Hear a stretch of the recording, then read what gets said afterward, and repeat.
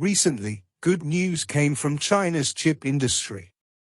According to customs data, China imported 67.6 billion chips in January and February this year, a decrease of about 18 billion compared with the same period in previous years. The number of chip imports has decreased, and the cost has also decreased, but the quantity has decreased by about 26%, but the amount has decreased by about 30%. This is because starting in 2023, chip companies such as South Korea and the United States will begin to sell at reduced prices, and the reduced amount will mean a decline in the revenue of related companies. The reduction in the number of imported chips in China is due to the decrease in demand on the one hand, and the more important reason is that China's own chip companies have risen rapidly and assumed a corresponding share. Recently, SMIC, the leader of Chinese chip companies, announced that it will achieve a monthly production capacity of 170 million chips. In addition, they also increased the total annual investment from $5 billion to $6.6 billion, and the purchase of new lithography machines alone cost $1.1 billion. SMIC also has 4 new factories under construction, and plans to achieve a monthly production of 340,000 12-inch wafers within 5 to 7 years, which will be a fairly large-scale production capacity. The US ban has hit US companies hard. In the past few decades, the United States has been the best country in the global chip and semiconductor industry.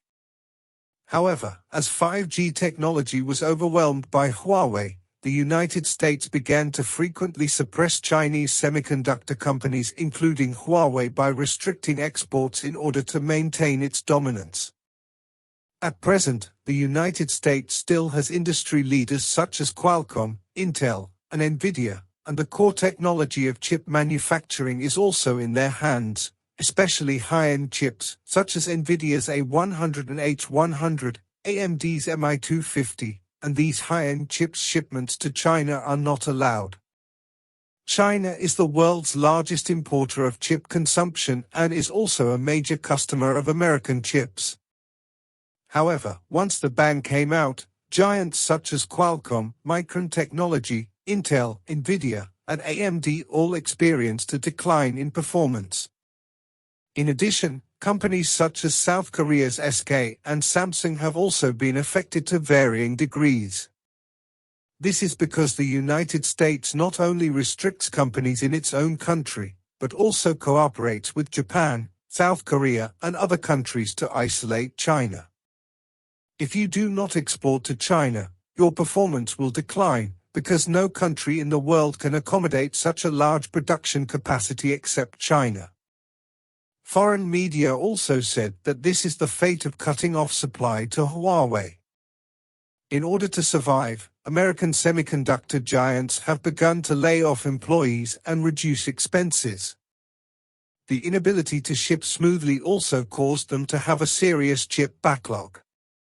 China used to be able to consume more than 50% of South Korea's chip production capacity, but last year, South Korea's chip inventory was more than double that of the same period in the past.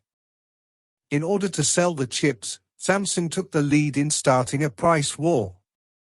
They dropped the quotations of 14 nanometers and 28 nanometers by 10%, just to grab orders. Samsung's price reduction has triggered the follow-up of Taiwan's United Microelectronics and other companies. Their price reduction range is as high as 20%, which is more severe than Samsung's price reduction. China is the beneficiary of this wave of price cuts, so the amount of imported chips this year has fallen even more year on year. TSMC did not fight a price war with Samsung. They still insisted on asking for profits from high-end chips, trying to ensure market share through differentiated operations. However, TSMC is busy with high-end chips and is good for SMIC. SMIC currently has a mature process of more than 28 nanometers, and the 4 new factories are all mature process technologies. Obviously, This is a conscious effort to compete with TSMC. Moreover, SMIC grabs not only domestic orders, but also foreign orders. We must know that mature process chips meet 80% of the chip demand in the market. On the one hand, chip companies such as Samsung are affected by the reduction in orders, and on the other hand, they also feel the crisis because of SMIC's expansion of production capacity. China's chip production expansion accelerated. Before the implementation of the US ban, Bill Gates once said that cutting off the supply of chips will only increase the speed of China's independent research and development rather than directly giving up the development of its own semiconductor industry. It will be more difficult for US companies to obtain orders from China in the future, and this is exactly the case. China has long set the goal of achieving a self-sufficiency rate of 70% in chips by 2025, and the current situation shows that we are working hard towards this goal. Starting from the first round of bans in 2019, Huawei has experienced 4 rounds of targeted suppression, but it still came out of the haze. China's chip companies are also making continuous breakthroughs in GPU chips, memory chips, quantum chips, and other fields. In the past 3 years, China's chip production capacity has exceeded 300 billion chips per year, and its total production capacity has risen to the 3rd place in the world. In the face of difficulties, Qualcomm, nvidia, and other companies publicly stated that no matter what the ban is, they will insist on shipping to China. If they cannot sell 5G chips, they will sell 4G versions. In short, everything is for performance. If the performance continues to decline, these American companies may even join forces to oppose the ban. By then, the so-called ban will become a joke. Recently, China has made breakthroughs in the production of rubber coating development and 28 nanometers lithography machines, and will be able to achieve self-sufficiency in 28 nanometers mature production capacity in the future. This means that China's demand for imported chips will continue to decline, and US companies such as Qualcomm and Intel may be hit by a new round of hits. In addition to increasing production, we are challenging advanced manufacturing processes. China has made great breakthroughs in the fields of artificial intelligence, 5G communications, cloud computing, and new energy. Only chips are still stuck by foreign countries.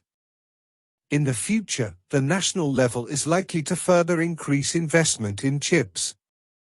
More importantly, in 2022, China has also formulated its own technical standards for small chips, and all Chinese chip companies will implement them uniformly.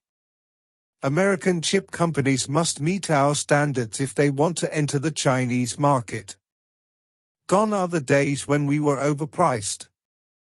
In the first 2 months of this year, China imported 67.6 billion chips, a year-on-year decrease of more than 20%. SMIC announced that the monthly output has exceeded 170 million, and China's production capacity on mature process chips has increased rapidly, reducing its dependence on imports. The United States thought that cutting off supply would be able to suppress Huawei and other Chinese semiconductor companies, but the result was that its own companies suffered a severe decline in performance, while China is moving towards the goal of 70% chip self-sufficiency by 2025.